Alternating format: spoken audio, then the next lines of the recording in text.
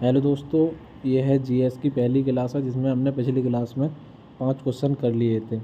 और बहुत लोग पूछ रहे थे कि भैया ये नोट्स किसके हैं। तो ये नोट्स हैं नवीन सर के, जो जिनके द्वारा एसएससी के मोस्ट इम्पोर्टेंट एग्ज़ाम्स के लिए जो 40 सेट वाली क्लास चलाई जा रही है, उनके ये नोट्स हैं जो कि बहुत इम्पोर्टेंट है। और एक एक उनके मुँह से निकला हुआ एक एक क्वेश्चन जो कि इम्पोर्टेंट है वो सब इस नोट्स में मिलेगा आपको।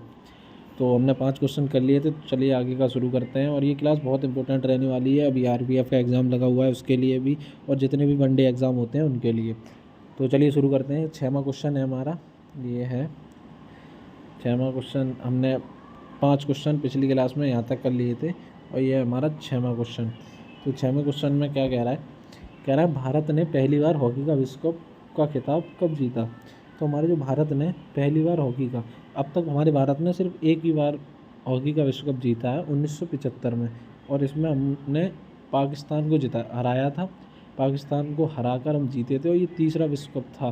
किसका? हॉकी का तीसरा विश्व कप था, और जो कि मलेशिया ने आयोजित कराया था, जिसमें भारतीय टीम के कप्तान थे हॉकी से अजीत पाल सिंह।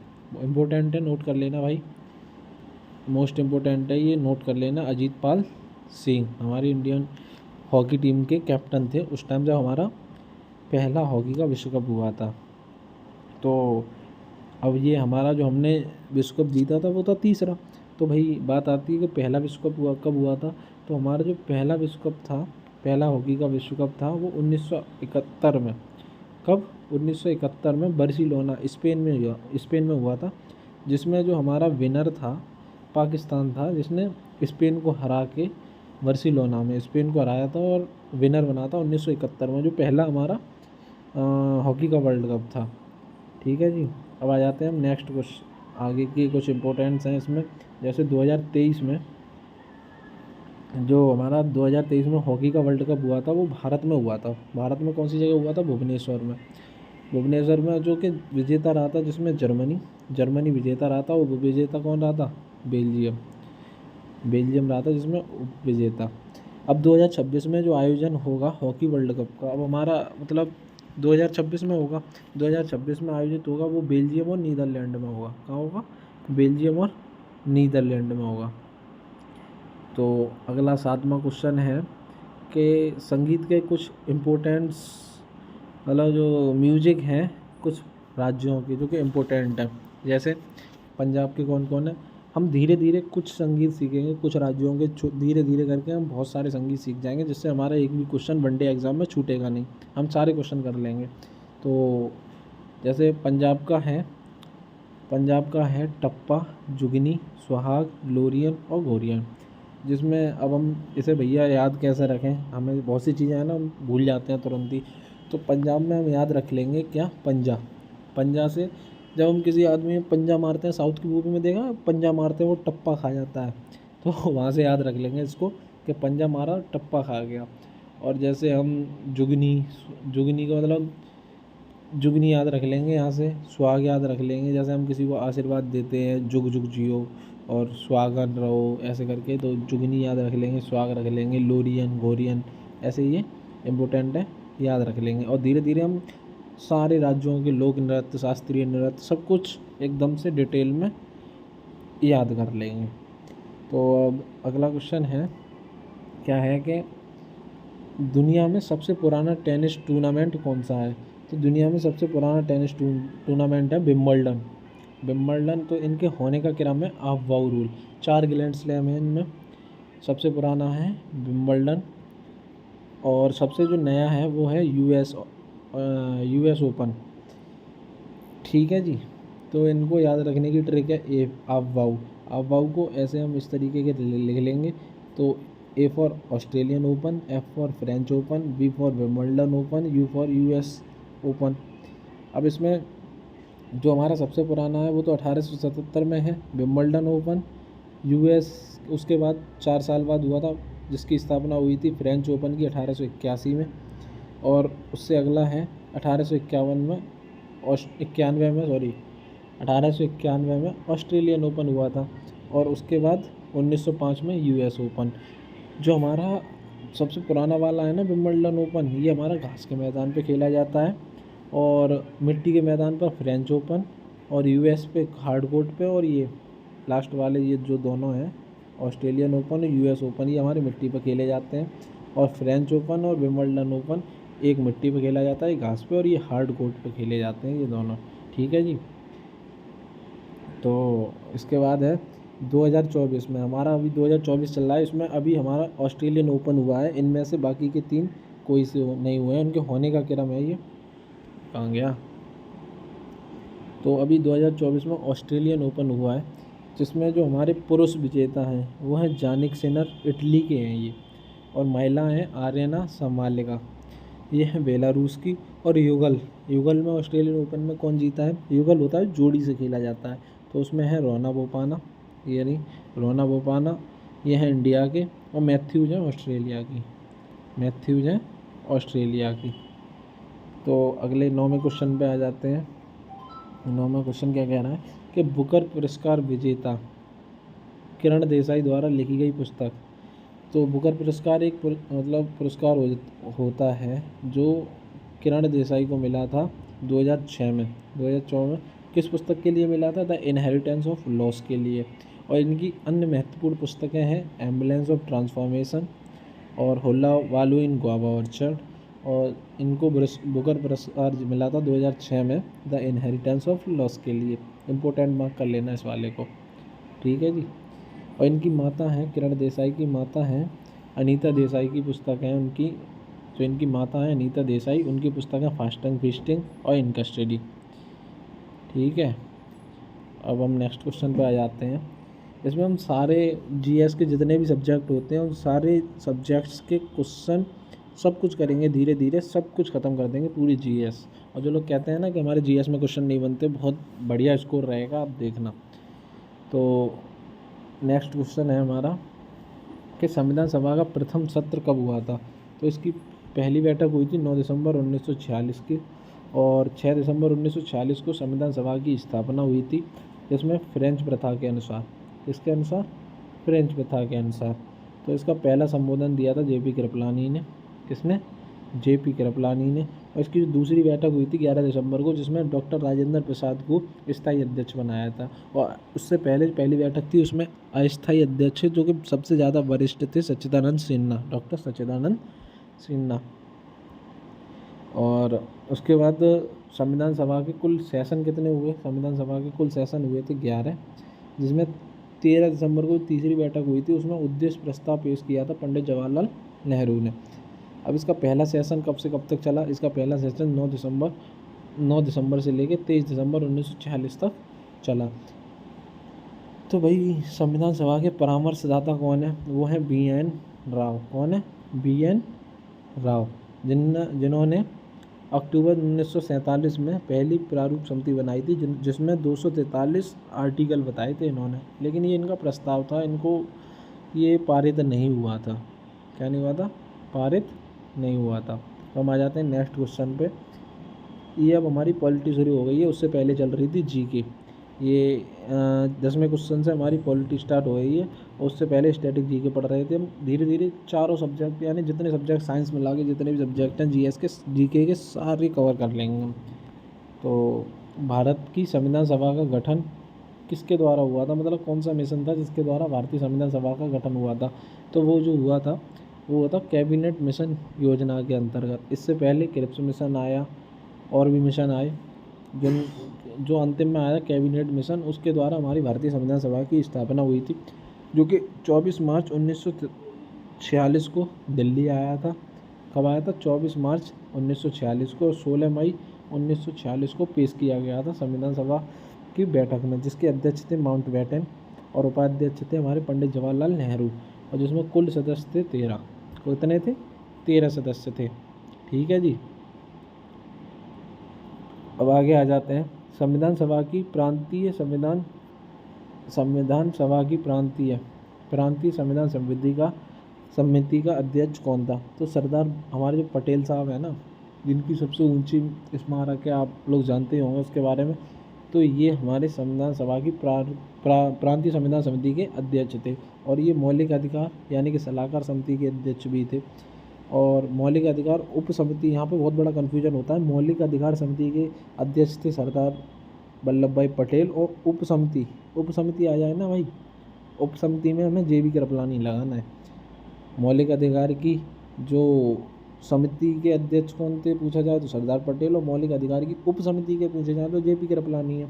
और अल्पसंख्यक समिति के SC मुखर्जी, अल्पसंख्यक समिति के SC मुखर्जी। पंडित जवाहरलाल नेहरू थे संघ शक्ति समिति के और संघ समिति के, ठीक है।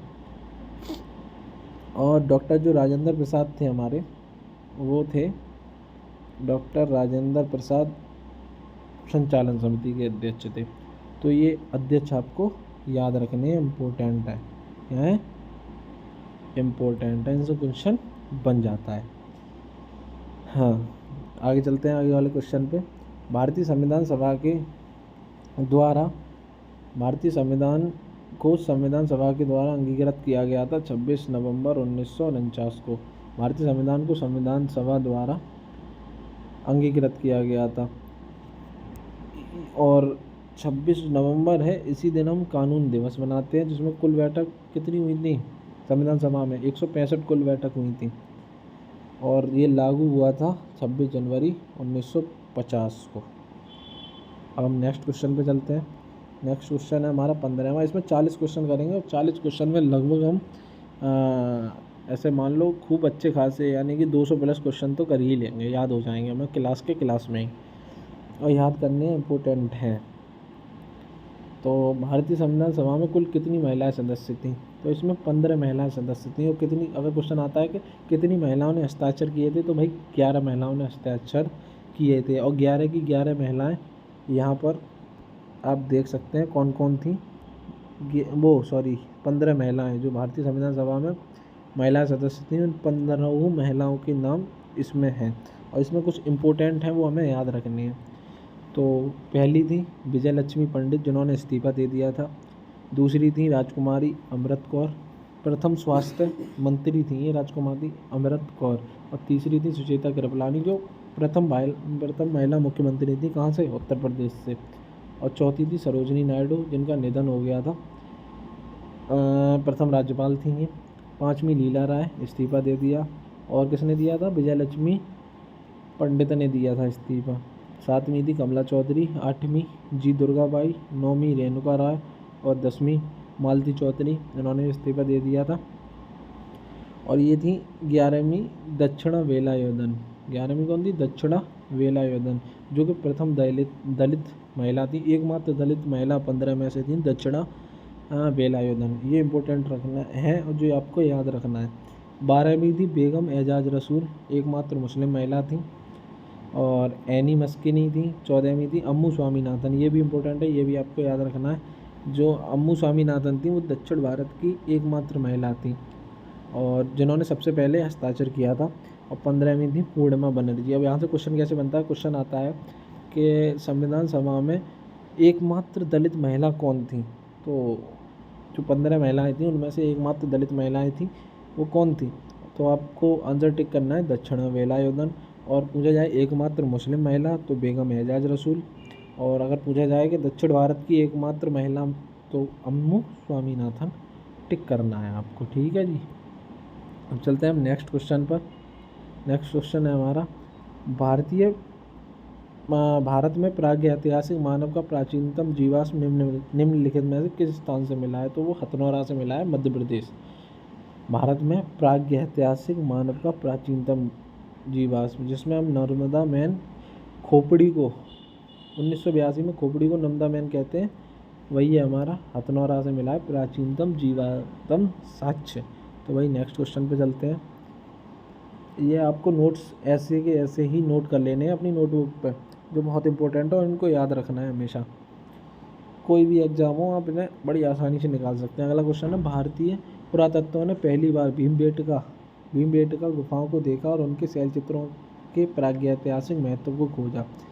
तो कौन थे भाई? बी एस वाकणकर ने 1957 में खोजा। कौन थे? बी.एस. वाकणकर।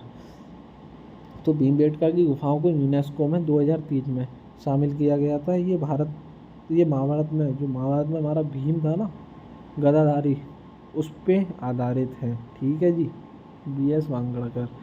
याद रखना है, ये भी इम्पोर्टेंट है, यहाँ से क्वेश्चन बन सकता है। यूनेस्को 2003 में कब शामिल किया गया भीमबेटका की गुफाओं को, तो यहाँ से याद रखना है। जिसकी खोज BS वांगड़कर ने 1957 में की थी। अब अगला क्वेश्चन पे आते हैं।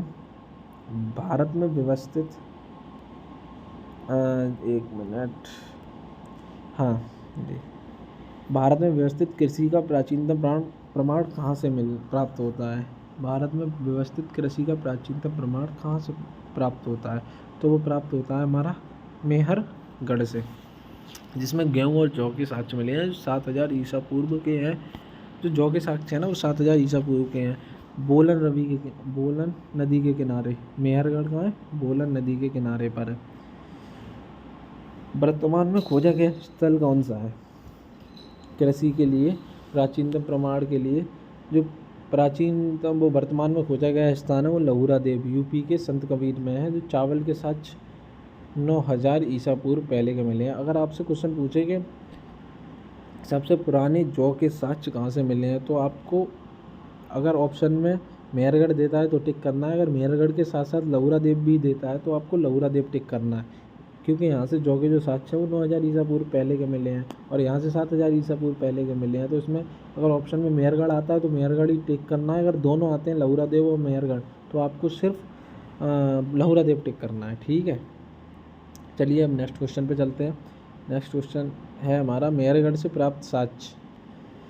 क्या क्या साक्ष्य मिले हैं मेहरगढ़ से? तो स्थायी जीवन का प्रथम साक्ष्य मिला है, पालतू भैंस मिली है स्थायी जीवन का मतलब, और पालतू भैंस मेहरगढ़ से प्राप्त है हमें। आगे आता है मानव द्वारा सर्वप्रथम प्रयुक्त अनाज कौन सा था? तो वो था जौ, जो 7वीं शताब्दी में प्रयुक्त किया गया था। नब्दा टोली किस राज्य में स्थित है? तो वो है मध्य प्रदेश में, जिसने HD सांकलिया ने जिसकी खोज की थी। नब्दा टोली किस राज्य में स्थित है? किसमें है? मध्य प्रदेश में, HD सांकलिया द्वारा जिसकी खोज की गई थी। अब अगला क्वेश्चन आता है ज्योग्राफी। अब यहाँ से आपकी नीचे से ज्योग्राफी स्टार्ट हो जाती है।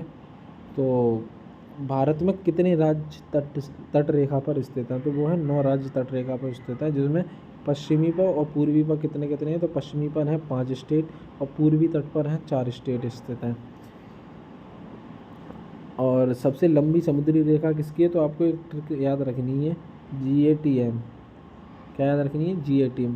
तो सबसे लंबी समुद्री रेखा है वो गुजरात की है, उससे कम आंध्र प्रदेश की है, उससे कम तमिलनाडु की है और उससे कम महाराष्ट्र की है समुद्री तट रेखा, जिसमें गुजरात की है 1214 किलोमीटर, आंध्र प्रदेश की है 973, तमिलनाडु की है 906 और महाराष्ट्र की है 652। चलिए अब नेक्स्ट क्वेश्चन पे चलते हैं। नेक्स्ट फैक्ट है हमारा सबसे कम समुद्री सीमा किसकी है? तो वो है गोवा की। किसकी है? गोवा की। कितनी है? 104 किलोमीटर। भारत सबसे लंबी समुद्री यूटी, ये अभी हम बात कर रहे थे, वो तो राज्य की कर रहे थे, सबसे लंबी है जो गुजरात की है। अब सॉरी, गुजरात ही है ना, एक मिनट में चेक कर लें दो। हाँ जी, गुजरात की है। और सबसे लंबी समुद्री रेखा अगर पूछी जाए यूनियन टेरिटरीज़ में, यानी कि यूनियन टेरिटरीज़ में केंद्र शासित प्रदेश में, तो वो है अंडमान की। और सबसे छोटी पूछी जाए तो वो है लक्षद्वीप की। नेक्स्ट क्वेश्चन पे चलते हैं। डिग्री विभाजन, 8 डिग्री विभाजन किस किस के बीच होता है? तो 8 डिग्री विभाजन है मालदीव और मिनिकॉय, मालदीव और मिनिकॉय। 9 डिग्री विभाजन है लक्षद्वीप और मिनिकॉय। तो यहाँ पे 8 और 9 में मिनिकॉय आपको कॉमन रखना है, जिसमें मालदीव और लक्षद्वीप याद रखने हैं। मालदीव मिनिकॉय, लक्षद्वीप मिनिकॉय। 9 डिग्री, 8 डिग्री और 9 डिग्री। 10 डिग्री अंडमान निकोबार और 11 डिग्री है अमनी द्वीप और कन्नौर, अमनी द्वीप और कन्नौर। अब भारत का सुदूरस्थ दक्षिणी बिंदु, भारत का सुदूरस्थ दक्षिणी बिंदु पूछा जाए तो वो है इंदिरा पॉइंट, पिगमिलियन पॉइंट या पार्सन पॉइंट। इसके 3 नाम है, इनमें से कोई भी आ जाए तो उसको याद रखना है हमें। भारत का उत्तरी बिंदु पूछा जाए तो इंदिरा कॉन, अगर पूर्वी पूछा जाए तो किबुतु, और दक्षिणी पूछा जाए तो केम कुमेरिन, और अगर पश्चिमी पूछा जाए तो ग्वार मोती। इधर हमारा पश्चिम पूरब, उत्तर और इधर दक्षिण। ठीक है। अक्षांशीय विस्तार, अगर इसका अक्षांशीय विस्तार पूछा जाए तो 8 डिग्री 4 मिनट से लेके 37 डिग्री 6 मिनट तक है। और देशांतीय विस्तार पूछा जाए तो 68 डिग्री 7 मिनट से 97 डिग्री 25 मिनट तक है। भारत में किस राज्य में सबसे पहले सूर्य दिखता है? तो भारत में सबसे पहले 4 बजे दिखता है सूर्य अरुणाचल प्रदेश में, जिसका डोंग गाँव है वहाँ, जिसकी खोज 1999 में हुई थी। और सब सूर्यास्त है गुजरात, सबसे पहले सूर्यास्त जो होता है वो गुजरात में होता है। तो ऐसे के ऐसे ही नोट्स बना लेने हैं आपको, जिससे आपको याद करने में कोई भी समस्या नहीं होगी। आ जाते हैं 26वें क्वेश्चन में। तो भारतीय अर्थव्यवस्था विकासशील है। भारत हमारी ये बताएंगे कि हमारी भारतीय अर्थव्यवस्था है वो कैसी है। तो हमारी भारतीय अर्थव्यवस्था है वो है प्राइवेट और गवर्नमेंट, यानी कि निजीकरण भी है इसमें और सामाजिक भी है, यानी कि निजी क्षेत्र भी काम करते हैं और सरकारी क्षेत्र भी काम करते हैं। जिसको अगर विकासशील है तो इसे कैसे पहचानेंगे? इसके कुछ प्रमुख कारण हैं। पहला है कृषि, दूसरा है विशाल जनसंख्या, और तीसरा है असंतुलित आर्थिक विकास, और निम्नतर प्रति व्यक्ति आय, और प्रचंड बेरोजगारी। ये 5 कारण हैं जो कि हमारा भारत की अर्थव्यवस्था विकासशील है। ये आपको इम्पोर्टेंट है, याद रखनी है। और मैं तो कहूँगा कि आप लोग इसके नोट्स ऐसे के ऐसे ही बना लें, जिससे आपको कोई तकलीफ ना हो और बहुत आसानी से आप लोग याद भी कर सकते हैं। भारतीय अर्थव्यवस्था के लक्षण। तो भारतीय अर्थव्यवस्था के लक्षण है धन की न्यून कार्य क्षमता, प्रति व्यक्ति कम आय, पूंजी निर्माण की न्यूनतम दर। ये हमारी अभी इकोनॉमिक्स चल रही है, उससे पहले ज्योग्राफी चली, उससे पहले स्टैटिक जीके। धीरे धीरे हम सारे सब्जेक्ट कवर कर लेंगे जीएस में। नवीन सर का ये 40 प्रैक्टिस सेट है, उनके ही इम्पोर्टेंट क्वेश्चन है जो मैंने अपने हाथों से बनाए हैं, मैं भी तैयारी करता हूँ। जिसमें अब हम आगे चलते हैं। भारत में गरीबी का आकलन किसके द्वारा किया जाता है? तो भारत में जो गरीबी का आकलन है वो नीति आयोग का एक कार्यदल है, उसके द्वारा किया जाता है। जिसमें पहले हमारा हुआ करता था एनएसओ और CSO, national sample survey office और सेंट्रल स्टैटिक ऑफिस, इन दोनों को एक कर दिया गया, जिसको मॉस्पी नाम दिया गया ना, ministry for statics program and implementation, जो 23 मई 2019 को एक करके अब यही है नीति आयोग का कार्यदल, जो गरीबी भारत में जो गरीबी का आकलन है वो यही करता है, मॉस्पी। 23 मई 2019 को, ये इम्पोर्टेंट है, याद रखना, इस तारीख को इसका गठन हुआ था। अब आगे आता है तो अगला क्वेश्चन है कि कौन सी पंचवर्षीय योजनाएं निर्धारित समय पर प्रारंभ नहीं हो सकी? तो वो थी 8वीं पंचवर्षीय योजना। आपको क्रम से पंचवर्षीय योजनाएं याद रखनी है, क्रम से। और अगर वो नहीं याद रख सकते हैं तो आप उनके गैप याद रख लें। तो पहला गैप कब हुआ था? 1966 से 1969, 1978 80, 1990 92, ये इतने 3 गैप याद रख लेंगे तो आपको 12 की 12 पंचवर्षीय योजनाएं याद रह जाएंगी, जिसमें जो कि 1951 से शुरू हुई थी। और पंचवर्षीय योजना 1951 से एक चली थी 1956, 1956 से एक 61, 61 से 66, 66 के बाद 66 से 69, ये हमारा पहला गैप हो गया था। और फिर 69 के बाद 74, 74 के बाद 78, 78 में ये पूरी पंचवर्षीय योजना नहीं हो पाई थी, क्योंकि यहाँ दादा भाई नौरोजी की सरकार आ गई थी, जिसके कारण उन्होंने समय से पहले ही ये पंचवर्षीय योजनाएं बंद कर दी थी। ये कौन सी पंचवर्षीय योजना थी? 5वीं पंचवर्षीय योजना थी। 6वीं 1980 से 85, 85 से 90, और 90 से 92, एक और गैप याद रखना है आपको। ये तीनों गैप आपको याद रख लेने हैं, तो आपको ये 12 की 12 पंचवर्षीय योजनाएं याद हो जाएंगी। और 1997 से 2002, 2002 से 2007, 7 से 12 और 12 से 17। जो 12 से 17 है, इस टाइम मोदी जी की सरकार आ गई थी, जिन्होंने नीति आयोग को, मतलब पंचवर्षीय योजनाओं को समाप्त कर दिया था। आगे चलते हैं अगले क्वेश्चन की तरफ। Question number 30। हम 40 क्वेश्चन डेली करेंगे और 40 दिन तक करेंगे, जिसमें हम 160 क्वेश्चन करेंगे। 160 क्वेश्चन करने का मतलब है 160 क्वेश्चन तो होंगे ही होंगे, उसके साथ जो इम्पोर्टेंट क्वेश्चन है लगभग हम 8000 प्लस क्वेश्चन उसके साथ याद कर लेंगे, जो कि फैक्ट है, इम्पोर्टेंट है, परीक्षाओं को ध्यान में रखते हुए। तो अगला क्वेश्चन है कि मापन, कुछ मापने की वैल्यूज़ हैं जिनको हमें याद रखना है। जैसे किलोवाट आवर किसको नापता है भाई? इलेक्ट्रिसिटी को। सेल्सियस टेम्परेचर को नापता है। Kilowatt hour electricity, Celsius temperature, multiplier blood को, रिचर स्केल भूकंप, अर्थक्वेक को नापता है। हाइग्रोमीटर है जो हमारा, वो ह्यूमिडिटी को नापता है। एटमॉस्फेरिक प्रेशर है वो बैरोमीटर नापता है, जो वायुमंडलीय दबाव होता है, एटमॉस्फेरिक प्रेशर। और वेलोसिटी वायु वेग एनीमोमीटर नापता है। ठीक है, आ जाते हैं नेक्स्ट क्वेश्चन की तरफ, जिसमें हमें कुछ क्वांटिटी के ऐसा यूनिट्स याद रखनी है। जैसे प्रेशर की है पास्कल, लेंस पावर की है डायप्टर, हीट की है जूल, और एक्टिविटी ऑफ रेडियो सब्सटेंस की है बैक्यूरल। ठीक है जी, ये याद रखनी है आपको।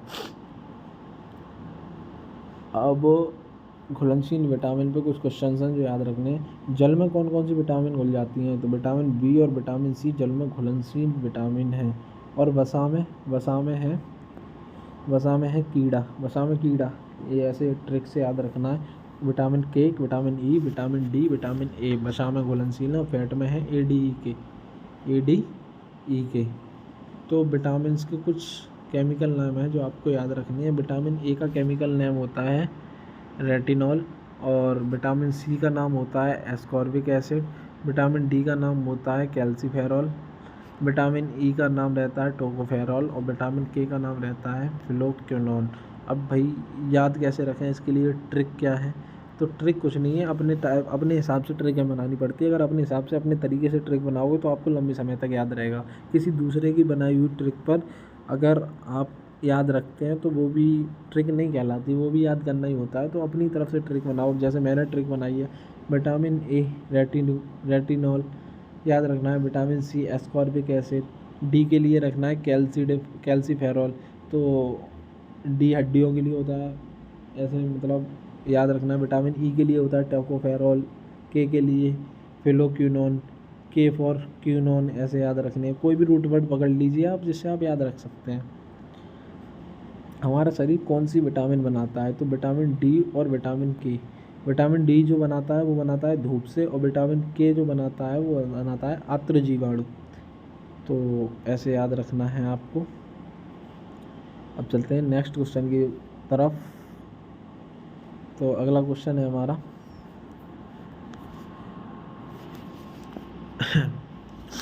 भारत में किस प्रसिद्ध स्टेडियम का नाम बदलकर निरंजन शाह स्टेडियम रख दिया गया है? अब हमारा अगला क्वेश्चन है, भारत में किस प्रसिद्ध स्टेडियम का नाम बदलकर निरंजन शाह, जो पहले जिस स्टेडियम का नाम कुछ और था उसका निरंजन शाह रख दिया गया है, तो वो है सौराष्ट्र क्रिकेट स्टेडियम। तो मैंने ऐसे याद रखा है, यहाँ अगर शाह है, शाह का मतलब होता है शो, तो शाह का मतलब होता है शो, तो यहाँ से सौराष्ट्र क्रिकेट स्टेडियम जो कि गुजरात में है उसका निरंजन शाह नाम रखा गया है। सौराष्ट्र क्रिकेट स्टेडियम का नाम गुजरात में जो है उसका सौराष्ट्र स्टेडियम रखा गया है। अब ऐसे ही कुछ और इम्पोर्टेंट स्टेडियम है जिनको आप को याद रखना है, जैसे ईडन गार्डन स्टेडियम कोलकाता, और DY for Mumbai, and M Chinnaswamy Bengaluru Karnataka. ये स्टेडियम आपको याद रखने हैं। अगला क्वेश्चन है हमारा, जीएस बिड़ला पुरस्कार जीतने वाली पहली महिला वैज्ञानिक। तो जीएस बिड़ला पुरस्कार जीता था वो थी अदिति सेन डे ने जीएस बिड़ला पुरस्कार जीता था, और ये पुरस्कार 50 साल से कम का हो व्यक्ति उसे ही दिया जाता है। इन्होंने जीता था कंप्यूटिंग इनोवेशन में इन्होंने ये पुरस्कार जीता था, और ये 50 साल से कम की हैं। अदिति सेन डे जीएस बिड़ला पुरस्कार जीतने वाली महिला वैज्ञानिक। अगला क्वेश्चन है 2024 में Dada Saheb Phalke international film festival award में किसे बेस्ट फिल्म पुरस्कार मिला है? तो जवान मूवी को मिला है। किसको मिला है? जवान मूवी को। और अगर वही बात आ जाए कि 2024 का अभिनेता जिसको Dada Saheb Phalke international film festival में बेस्ट अभिनेता का अवार्ड मिला है वो है शाहरुख खान, जवान मूवी का। अभिनेत्री नयनतारा, जवान मूवी में ही। और डायरेक्टर का पूछा जाए तो संदीप रेड्डी, एनिमल मूवी सबने देखी होगी। विलेन पूछा जाए तो बॉबी देओल को बेस्ट फिल्म पुरस्कार मिला है विलेन के लिए। ठीक है, अगला क्वेश्चन है 39, ये कि हमारा करंट से है, करंट से जुड़े हुए कुछ सवाल है।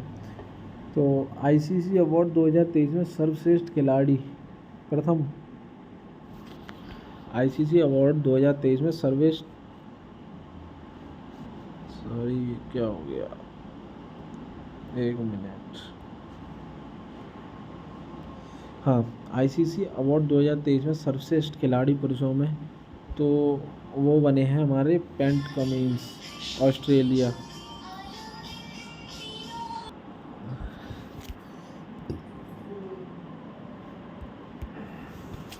आईसीसी अवार्ड 2023 में सर्वश्रेष्ठ खिलाड़ी का किसे माना गया है पुरुषों में, पैट कमिंस, जो कि ऑस्ट्रेलिया के हैं। आईपीएल के दूसरे सबसे महंगे खिलाड़ी हैं पैट कमिंस, और जिसमें पहले जो हैं वो है मिशेल स्टार्क, सबसे महंगे खिलाड़ी में से एक है, जिनकी नेटवर्थ है 24.75 करोड़, और पैट कमिंस की है 20.5 करोड़। तो पैट कमिंस से याद रखना, पैट कमिंस सर्वश्रेष्ठ खिलाड़ी हैं पुरुषों में।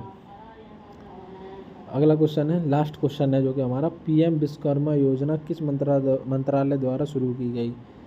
तो सूक्ष्म लघु और उद्यम मंत्रालय द्वारा हमारी जो पीएम विश्वकर्मा योजना है वो शुरू की गई, जिसके तहत 15,000 आर्थिक सहयोग राशि हमें मिलती है।